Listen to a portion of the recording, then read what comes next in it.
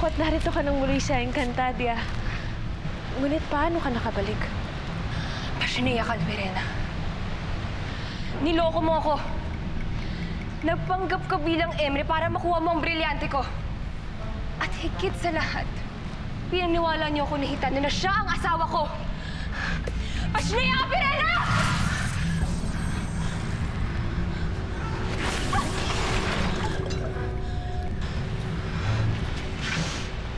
Patawarin mo ako, kapatid ko. Hindi ko nais na gawin yun. Brilyante ko pa ang gamit mo. Paano nangyari ito? Paano nagbalik ang iyong alaala? Hindi mo na kailangang malaman pa, Pirena. Ang mahalaga, batid kong tunay na napakasama mo talaga. Alena, hindi ko nais na tanggalan ka ng brilyante at alaala, ngunit kinailangan kong gawin iyon. Para saan, Pirena? Para madaig mo si Amihan?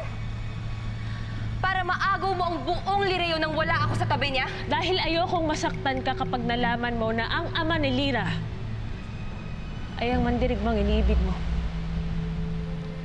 Nagkaroon si Amihan at Ibaro ng unawaan at ito'y inilihim nila sa iyo.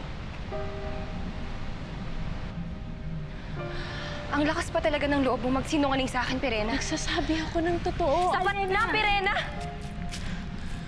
Hindi ako ang totoong nanloko at naninlang sa iyo.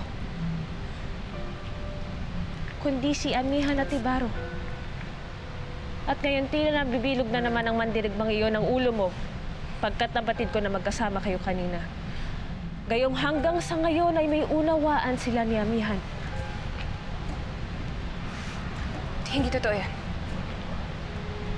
Walang alam si Ibaro. Hindi niya alam kung nasaan si Amihan. Magkasama sila, Lena. Anumang mangyari ay huwag na huwag kang maniniwala kay Pirena. Magtatangka siya muli na lasunin ang iyong isipan. Hindi ko lamang alam kung saan ang bago nilang kuta, ngunit hanggang ngayon ay may namamagitan sa kanila. Kaya't anuman ang matuklasan mo, sana ay huwag ka nang muli pang papaloko sa kanya.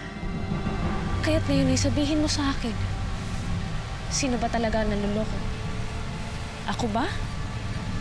O ang dalawang taksil na hanggang ngayon ay hindi sinasabi sa'yo na sila ang gumawa kay Lira? Tama na, Pirena! Huwag mong siraan si Amihan at si Ibaro.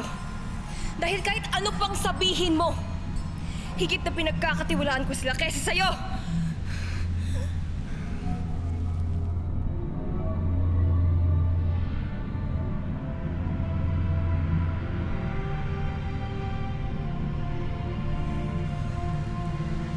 Masakit tanggapin ang katotohanan, mahal ko.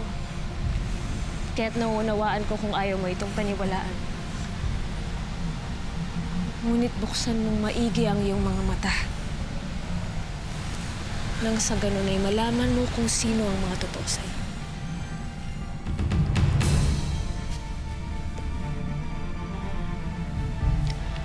Maligayang pagbabalik sa Encantadia, aking Adea.